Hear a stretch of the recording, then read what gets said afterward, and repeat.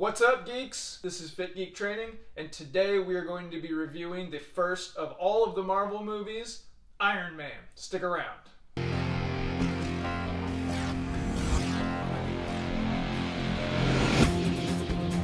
What's up, geeks? I am John Sargent. This is going to be the first review of all of the Marvel movies. We're doing Iron Man today. We're going to go through each of the Marvel movies one at a time. I'm going to review them for you, and as we do that, I'll also be releasing videos that have a workout that is paired with that movie. For instance, the video that goes with this one is the Iron Man workout, and we'll do that for all of the movies one at a time every week, leading all the way up to Avengers Infinity War. I cannot wait for that movie, so we're going to go through all of the movies 1 week at a time from now until that one comes out. Check out the Instagram page at FitGeekTraining. You can check out the website fitgeektraining.com. All right, let's review Iron Man.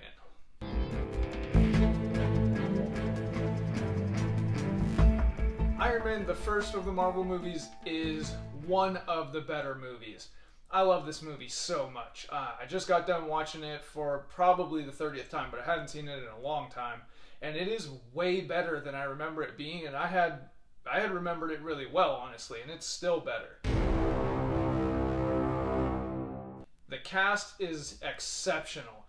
Robert Downey Jr. obviously is playing Tony Stark and Iron Man. I don't think anybody has been better at a role than he is at being Tony Stark. He's absolutely perfect for the role. His real life trials and tribulations, which we don't need to get into, really set him up to play an amazing Tony Stark, that likable a-hole who's a little bit of an alcoholic. You've got Gwyneth Paltrow, who plays Pepper Potts. She does a really good job in this movie. I don't think I've enjoyed her in a movie this much since Pepper and Tony have a really cool relationship. They have really good chemistry. The part where they're dancing and she's really nervous because she forgot to wear deodorant and she's got a backless dress, and that part is just really, really charming for the two of them. And it's not very often in a movie that I care at all about the love interest, but in this one I really want to see these crazy kids make it. You got Terrence Howard, who plays James Rhodes, Rhodey. Who goes on to be War Machine, but not yet in this movie. Terrence Howard is a little bit boring for me. Not super interested in anything he's ever done. I mean, he doesn't do a bad job in this, but he's just not that interesting. And then you've got Jeff Daniels Bridges. Yeah, the dude abides, man. He sort of phones it in. He doesn't do a great job, but he's so good that it doesn't matter. His half effort is about the same as most people's full effort. So he does a really good job in this movie playing Obadiah Stane, the main villain. Also, he ends up being the Ironmonger, the bigger, badder armor.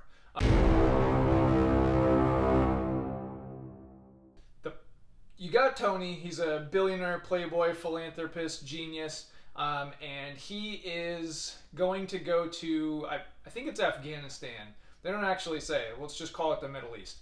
And he is going to sell a new weapon there. It's called the Jericho missile, and he brings Rhodey along with him to ride in the humdrum V because he's a stick in the mud.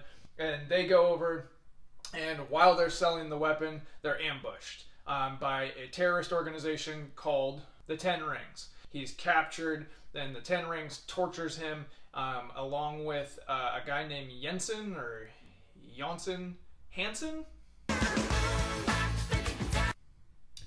No.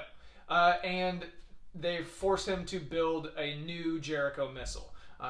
But instead, what Tony actually does is tell them, yeah, no, I'm totally going to build you a Jericho missile. Can't wait. Sounds like a lot of fun. But in reality, he builds himself the Mark I Iron Man armor. It looks just like the suit from Tales of Suspense number 39, the comic book, the first appearance of Iron Man. He even strikes the pose and everything. He builds an arc reactor to put into his chest from Stark Industries, and he uses that to power the Mark I to bust out of there. So he creates it, and then he bolts from that joint in a blaze of glory. He's got flamethrowers. He's knocking people through walls. He blows up the one guy it's a swerve. You think he's the bad guy, but he's not. Melts off half of his face. And then he ends up flying out of there while everything else is exploding. When Tony gets back to the real world, he holds a press conference and he says, like, hey, I don't want my Stark Industries weapons in the wrong hands. I don't want them, killing American soldiers, which is what I saw. So Stark Industries isn't going to make weapons anymore. He doesn't say what they are going to make. Everybody just loses their mind. Oh, how can a weapons manufacturing company not manufacture weapons? Oh, what are they going to do? And so then he has to go lay low. He got board of directors. I don't know how companies work. So while he's laying low, he starts working on the Mark II armor because he wants to go out in the world and he wants to legitimately make a difference. And so he starts building the Mark II, and in this movie, in 2008, this technology in this movie was the coolest thing. It had, like a 3D rendering, and he's like manipulating it and making it move. He's talking to his house. His house's name is Jarvis. Later on, he becomes Vision. His house has kind of look like an attitude problem. It's really funny. And things aren't going the best. He keeps he's like flying into walls and destroying perfectly good cars. But it's really, really fun to watch. For a movie that's 10 years old, it holds up really well. It looks good, and it's all really funny. The parts that are supposed to be funny are. Then he takes the Mark II and he wants to fly it. And that's the first time you see the point of view from inside of the helmet, something that's been used in all the rest of the Marvel movies that have Iron Man in them, something that's been copied in a lot of movies since, that 3D rendering, point of view kind of stuff. You see it in a ton of movies since this movie came out.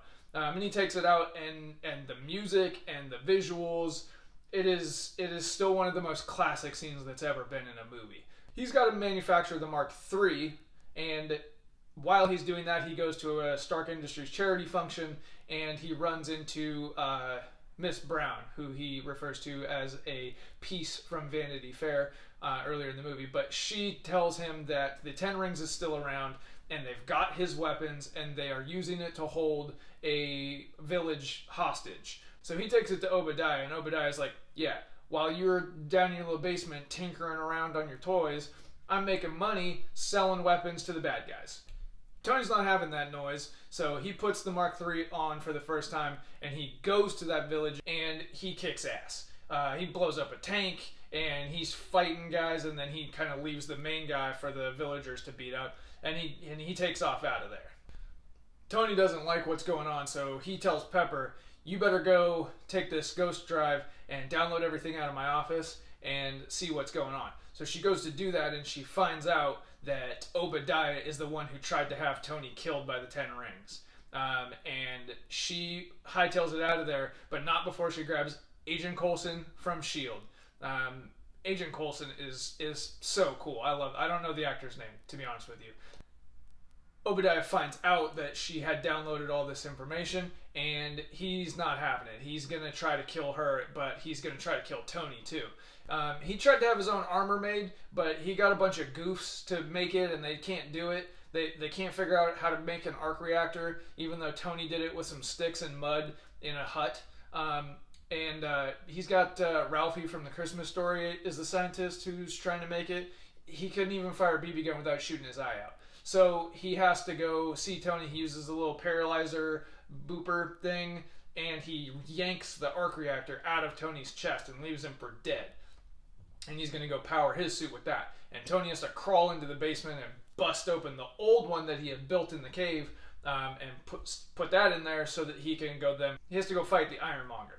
And then they have a fight that I hadn't seen this movie in a couple of years. I remembered it being kind of hokey and kind of outdated and not all that interesting, and the movie had sort of gone downhill at this point. I was wrong. After rewatching it, the end of the movie is still really, really good in comparison to all of the other Marvel movies. It's one of the better endings, even with a sort of lackluster villain. The fight, they're flying through cars and they're catching cars, and it's actually very entertaining. They end up fighting. They're on the roof. Tony's suit is completely out of power, and Tony tells Pepper to overload the original arc reactor, the big one that's at Stark Industries, and it sends a I don't know, a shockwave, a power surge. We'll call it a power surge. Up, and it destroys the Ironmonger with Jeff Bridges inside of it, and the dude does not abide, and he falls into the arc reactor, and he's dead. He's toast. Then there's a press conference, and Agent Coulson from S.H.I.E.L.D. is telling Tony, here's your cards, this is your alibi.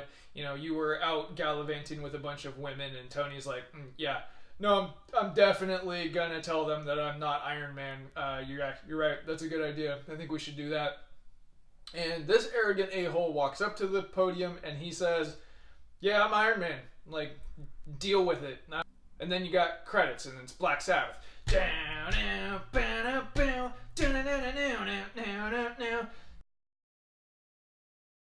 But this is where things really kick off. The signature Marvel post-credit scene. For the first time ever, you see Nick Fury, the director of S.H.I.E.L.D., Samuel L. Jackson, and he's standing in Tony's house, and he tells him, I'm here to talk to you about the Avenger Initiative.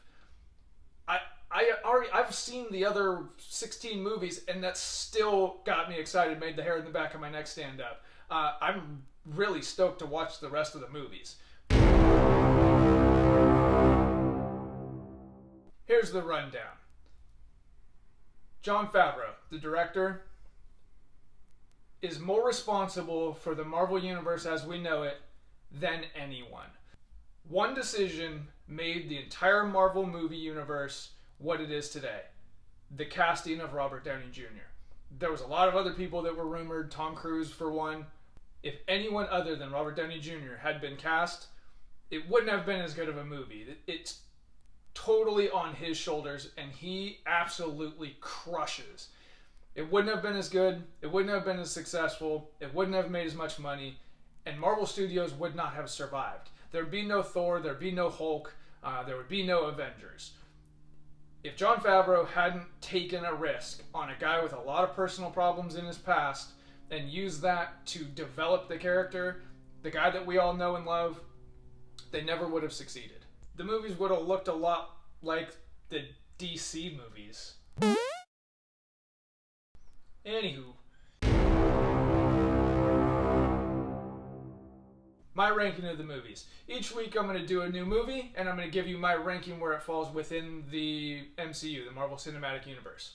This one, in my opinion, is the third best Marvel movie. That's still pretty high praise because none of them are bad. There's just good and gooder.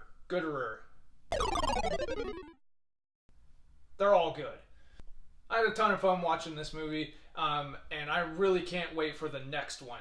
Next week, we're going to be doing The Incredible Hulk, which obviously the workout for that is going to be a lot of fun. Also, make sure you check out this week's Iron Man workout.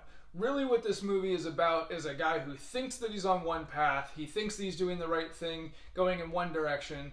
Something happens to him and he finds out that is not true and he needs to go in another direction, he needs to make some changes. That's what this workout is going to be about. We're going to do basically a fitness test, and you're going to find out where you're at now and what kind of changes you should make depending on what you find out from those results. So make sure you watch that video. Also, go check out the Instagram page at Fit Geek Training. Make sure you check out the website, fitgeektraining.com, and I will see you guys next week.